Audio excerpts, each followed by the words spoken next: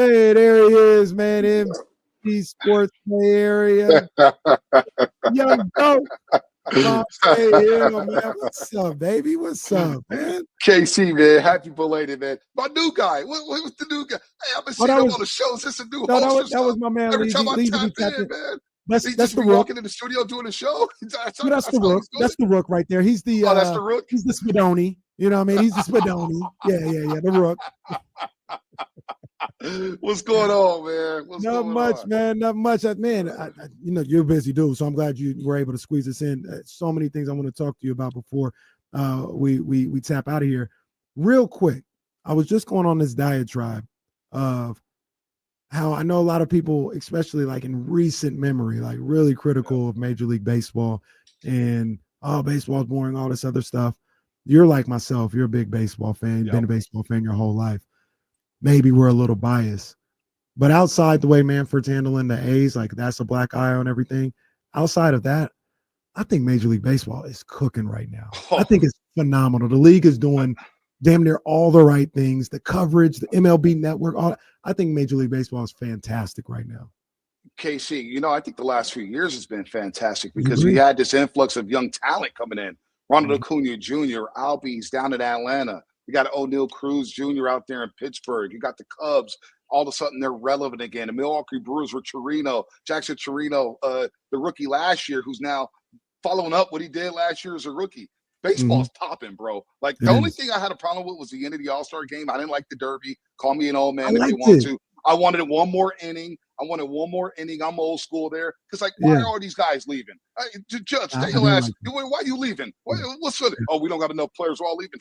I wanted another inning because I thought it could have been one of the best All-Star games we've seen in the last 20, 30 years. But with that said, it was really good theater for 9 innings. The Derby, whatever. I'll grow into it and I'll like it. But the Ghost Runner during the regular season, the games are moving faster. These guys are balling, man. I look at the division with the NL West with the Padres, the Dodgers, or the Giants. We may have a classic pennant race here in the month of August and September. You got a classic race brewing in the Central. The NL East got Philly and the Mets battling each other. This is great baseball. Then you go to the American League. The Blue Jays, dude, they got Bichette, Vlad Jr. They got dudes. Boston's now making noise again after the Devers trade. I'm with you, Casey. Like I'm excited right now because we got football coming back. The NBA offseason is kind of wearing down, but baseball, man, they're gonna have me locked in until November, dog. Baseball's popping, man. You're right about that. For real, they're doing, and I think the way there's this perception or this narrative that baseball is so old school and all this other stuff. One of the things I always say, and I loved what he was able to do for our beloved San Francisco Giants. The all-time moment of Game 7, 2014, and what Madison Bumgarner used to do. But I used to hate, even though like outside of Giants, Dodgers, know how that is. I used to hate the way he behaved with Yasiel Puig. I hated that policing of the game and, just run down to first base. Let's stop all that, bro. And they're getting that out of the game. Like the celebrations that we would see normally in the postseason. Now everybody, there's like an understanding of, like, if you want to do that in May, cool. I'm not going to throw it at the next batter or nothing. Like, they're incorporating that into the game, and I think that makes it for a more intense, more enjoyable game, man. And they doing damn near outside of the A's. They're doing damn near everything right now. Dude, think about it, Casey. You're playing 162 games, and things become redundant, right? And it's the reason why Bumgarner never got a job after getting cut by the Arizona Diamondbacks, because it wasn't just Puig he was throwing at and telling people. Remember Carlos Gomez, who could be a hothead, he fouled one off and got mad at himself. And Bumgarner's telling him, get your ass in the box. And you don't want to mess with Carlos Gomez. I'm like, Bum, dude, chill. Just throw a strike, dog. Like, so he was doing that with a few guys that I had a problem with. That's why Mike Muncy was like, yo, I just hit your stuff to the water, homie. That was cold, go fish that ball out of McCovey Cove, dude. So he needed to be checked. And that needed to be out of the game. It's seriously, because I like when Ramos, he's bat flipping walks right now. Like, whatever, do your thing, dude. If you're going 3 really or 4, I don't care. I walk sideways. When I saw Marcelo Zuna, he's not the best guy in the world. I get all that. But I saw that dude during a playoff game walk down the first baseline after hitting a home run and stopped in the middle of the first baseline and took an imaginary selfie. I said, you know what? I get down with that. Ronald Acuña Jr., the way they run to third base and he's doing a little dive and he's doing all this and stuff. Give me all that, man. I want it all. Tatis Jr. It's made baseball more enjoyable. It's made it more relatable to kids. I think a lot more kids are playing of all different colors, all different shapes and ages. So, yeah, baseball's having a hell of a season, man. I'm locked in. I'm like this Mets-Giants series. I'm like, man, I don't know when the last time I've been excited for a late July Giants series, man. Farhan's gone. Posey's got these guys going. They didn't beat the Braves in 2 straight. Verlander got to win. Devers is hitting balls out the Devers is back, baby. Devers is back. Man. Willie Adames is back. Chapman's hitting, man. Injected into my veins, KC. That's why I always love you, man. Because you're a 3-sport star, dog. You got to be a 3-sport star, man. 100%, man. We got my boy Bonta Hill, man, NBC Sports Bay Area.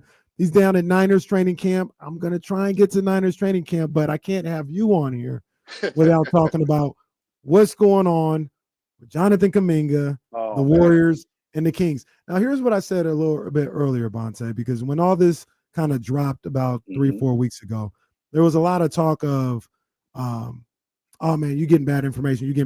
And I looked at it like this. I looked at guys like D'Lo and Matt George, and they're talking to people in Sacramento, and that is the Sacramento POV of any discussions that may be had. You, Anthony Slater, you talking to people in the Bay Area and Golden State, and that's the Golden State POV of the conversation that was had. It wasn't that anybody had wrong information. It might have just been, hey, the people I'm talking to perceived the conversation this way. Right. The people I'm talking to perceived it this way. And that's how I always looked at it. And that's why I want to talk to you, because we have an idea of how it's being talked about on this side. But what is that Warriors point of view or that Kaminga point of view of the situation over there?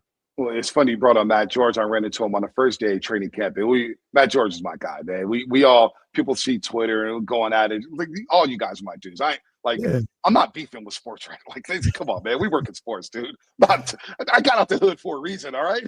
Yeah. I'm not about, but the information. But, even Warrior fans are coming at me because there's this whole thing about Jonathan Kaminga saying no to $30 million per year, right? And I was told in October, like, that wasn't the case. They didn't even get close to numbers. I think Anthony Slater may have confirmed that at some point over the last couple of weeks. So this thing is still going around. I want to start from there, KC, because, he said no to $150 million. He played himself. First of all, let's make it make sense. You're a role player, right? In which the Warriors have basically made him a role player. They haven't given him starter minutes like that. He's averaged, 25 minutes over the course of his career. He'll pick up a DMP. We saw it this past year. He was playing his best basketball. He gets hurt. Jimmy Butler comes. He's out of the rotation. Then all of a sudden he resurfaces in the second round. It's like, oh, damn, he could ball. Well, some of us knew he could ball. Like, when you lock him in as an all-ball defender, he could defend. When you tell him, hey, Kaminga, I need you to do this, he's walking into 18 points a game. Now, does that translate into winning at times? Who's around him when he's scoring those 18 points? I think that's also important because he doesn't get the opportunity to play with Steph like that and Draymond like that. If he played with Steph and ran that two-man game, which Steph Curry talked about this past season, saying, yeah, man, we got something there with the two-man game because of the gravity Steph Curry creates where Jonathan Kaminga setting the screen and diving downhill. He's either going to dunk on your head or get to the free throw line, which the Warriors had trouble doing in the first place. So this whole notion that he passed up $150 million, if you're a role player getting that many minutes, 20 minutes a game, knowing that your starting spot is not solidified, knowing that I may be the 8th man today, I may be the 10th man, I may not even play. Jonathan Kaminga ain't no dummy, all right? I know his people, I know his camp. They ain't saying no to $30 million per year. You sign that contract saying, I'm not even a starter, dog. I'm getting 150. That's how he's going to play it. So this whole notion that he passed up money in the first place was this big myth. Now we get to what's happening right now. And Jonathan Kaminga, which I try to tell Warrior fans, he's got a lot more leverage than y'all think because Warrior fans are in their feelings right now. And trust me, I love Dub Nation. Oh, man, you need to pick a side, Kaminga. You need to do this and do. No. He's going to play this out because he wants to know that I'm going to get an opportunity to start and prove myself to be a star in this league, which I can't be mad at. Whether or not you think he's going to be a star is one thing, but I'm all for a player betting on themselves saying, I want to be the best that I could be. I grew up watching Kobe. I grew up watching these guys. I want to be a damn all-star. I want to go ball out. So I can't be mad at that. So right now, the Warriors are stuck in this position where I don't think they could bring him back into the locker room knowing that, well, we don't know what role you're going to have. And I've always said this, Casey, you know, in our text, if you bring Kaminga back and he accepts the qualifying offer with this notion that, hey, They're going to do right by him, and they'll trade him in February. What? They're going to give him a contract knowing he's going to be traded in February? How do you think that's going to work out? That's where people don't have that human element, that experience of being on a sports team or being in a locker room saying, you got Kuminga walking around here knowing he's going to get traded in February. Then everybody's going to be hyper-focused on every single move he makes. Oh, what if he doesn't dap up Steph Curry? Oh, he disrespected the GOAT. Oh, what if he doesn't look at Steve Kerr? Oh, he don't even look like Steve Kerr. He's disrespecting the coach. We don't need those problems. The Warriors don't need those problems. And that's a cloud that can hover over this organization for the next season. So right now, I don't know what they do with the Kaminga situation. I said it a month ago on the Morning Roast. I don't know what's going to happen. But I was sure after the season that I said there was a 90% chance that I think he's not coming back to the Golden State Warriors because I know he thinks that I may not get the opportunity that I want in Golden State. So maybe it is Sacramento. Maybe it is Phoenix. But I don't see it happening in Golden State after 4 seasons. I agree with you. And I think the Warriors have misplayed this Kuminga situation for a couple of years now. And now they're at the point where, and this is what I've talked to you about this, and it's no shade. The Warriors are a championship organization, but they're not 100% perfect. And I think they misplayed what they thought Kuminga's market would be. And when Scott Perry, reportedly came to them and said, this is what we'll offer you, they laughed like, are you crazy? We're talking Jonathan Kuminga. When Sarek and Carter, like, goodbye. We can get a I better laughed at it. Yeah. See, I laughed at it. I was like, come on, man. Joe Lakers not accepting that. See, right. Jonathan Kuminga. and he was like, we'll go find a better deal. And here we are a month later, and essentially Scott Perry's like, I did my homework. There isn't a better deal out there. Do you want to take this or do you want to bring them back? And now they're forced with a situation where I don't think there's necessarily any good situation for the Warriors. I'm with you. I wouldn't bring them back into that locker room, but it's also a tough call to take Sarge and Devin Carter for Kaminga. So you're gonna. I think if you're the Warriors, you got to choose. The best of a bad situation. But they still have their option of bringing them back and trying to make it work out. I would bring them back, KC, because you look at the Western Conference. They're getting younger, more athletic, and they're getting bigger. And the Warriors right now, they were already one of the least athletic teams in the NBA. Let's face it. And they're playing small. You can't do that in the West right now with the OKC, Denver, Houston, Minnesota, San Antonio, Dallas. I mean, the Clippers are getting big. Like, come on, man. It's a new league right now. And Kuminga showed you after getting all those DNPs, which is just mind-boggling to me, how people can sit up here and say, oh, he's a bum, he's a scrub, he can't play winning basketball. When Steph Curry goes down, and you had to, hey, JK, we need you. And he does what he does against Minnesota. I know they didn't win a game, but it wasn't his fault. He did what he had to do without even playing. And all of a sudden, oh, he can't play with Jimmy Butler. And then all of a sudden you see Jimmy Butler and Jonathan Kuminga making sweet music together out there balling against the T-Wolves. I'm not a fan of getting rid of talent like that. I would keep them. I understand the locker room dynamics. I personally am a big fan of Jonathan Kuminga from the day one when I met you up at the California Classic to go see Jonathan Kuminga in his first ever game. And he tried to dunk on 8 dudes. He may have missed 5 of those dunks. And I said, you know what? This guy got some he don't care. And then I run into Tim Roy, the radio voice of the Golden State Warriors, who sticks with me to this day. Bonta, I think this guy could be like Ron Artest in the league. And I said, well, sign me up then. I'll take Ron Artest all day. So I'm not a fan of getting rid of talent. I would keep them back and try to work this out as much as possible instead of settling on pennies on the dollar here. So, the Warriors. And I think another thing, too, is important, KC. We all underestimated the CBA, the new CBA, because last year when you guys re-signed, I thought Malik Monk, I swear to God, I was talking to Matt George about this. I thought Malik Monk was going to get 25 to 30 million a year. I really did. And when he came back for what was it, 16, 17 a year, maybe 18? That 18? I said, oh my gosh, the new CBA is no joke.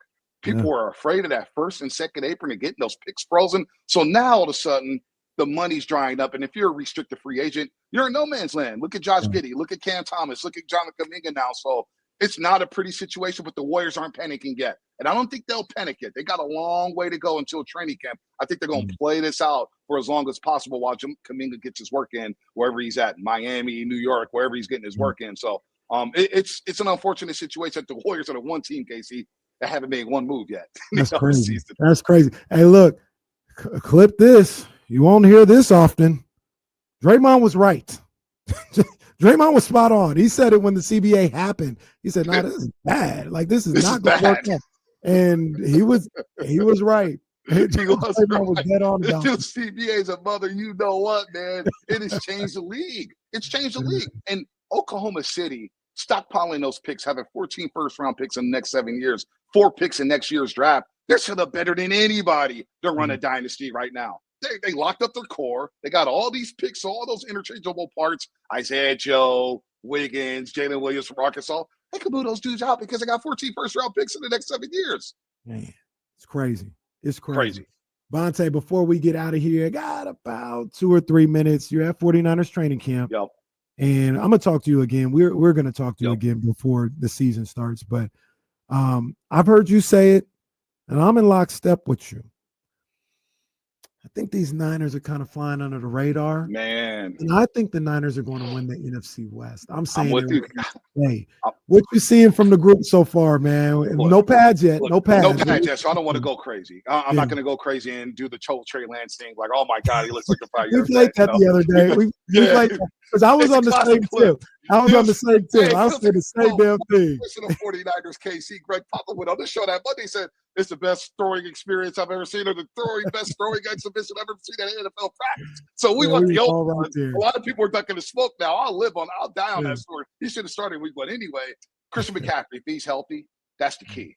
18 touchdowns inside the red zone in 2023, to over 2,000 scrimmage yards. CMC looks like CMC right now. But again, those shoulder pads right now. So I'm going to reserve judgment on, the guys that I don't know about, the CJ West, the Michael Williams, the Alfred Collins. Those some big boys, KC. They hitting that sled pretty hard, man. I'm like, oh, if they could be space eaters. CJ West, if he could be DJ Jones, if Michael Williams could give us a little bit of Buckner and Armstead playing inside and outside. And Nick Bosa, you got to turn the ball over. You got to get those strip sacks. You got to make game-changing plays this year for the 49ers. They're flying under the radar. And one thing is important, KC. Kyle Shanahan as an underdog. He loves being an underdog. I saw him run a trick play today. They was running trick plays for those pads. And I said, you know what? Jawan Jennings looks crisp. Pearsall showed us some flashes late down the stretch. BA's out there participating. He's going to be back in late October, early November. I think the Niners, if they could weather the storm early in the season where I think 6 of their first 9 games are on the road, they come out of that maybe 5-4, 6-3. Shanahan looks refreshed, bro. He looks refreshed. Well, you even look at that, and I usually don't like to play this game because you just never know. But you look at that, and the schedule. We talking about the Saints. We talking about the Seahawks. We talking about I think Cleveland is on there in those first games.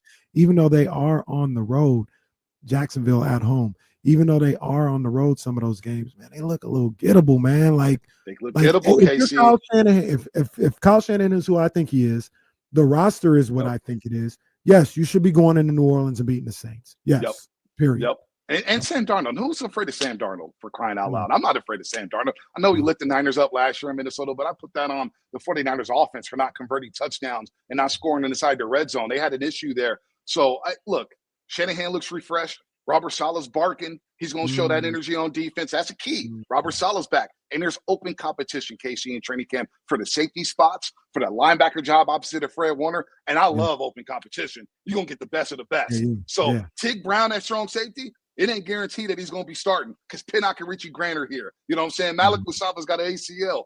D. Winters, Bethune, Martin, who's going to want that job opposite of Fred Warner? So it's open competition, and I think those Niners, people keep disrespecting them, KC. They keep disrespecting them, and I'm loving it right now. I'm ready. Look, I got 10 seconds, so I got to get out of here. But we got to get you back up to Doko. We got to get you back up to Doko, big dog. Come on, you know you had a good time out here, Doko. Hey, Doko treated me right, man. Hey, Doko's lit, man.